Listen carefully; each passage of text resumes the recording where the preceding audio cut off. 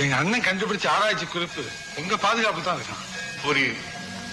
அதை தேடி அலைவங்கிட்ட இருந்து அதை காப்பாற்ற நினைக்கிறேன்.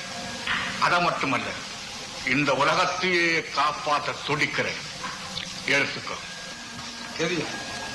தொஷிகா பெரிய புத்தருக்கு இடது பக்கத்துல, கிமோக்கோ மேற்கு பக்கத்திலிருந்து 5வது கல், மிக்காயு வலது பக்கத்திலிருந்து 4வது கல், இமோனா அந்த கல்லுக்கு அடியில தான் குறிப்பு இருக்கு.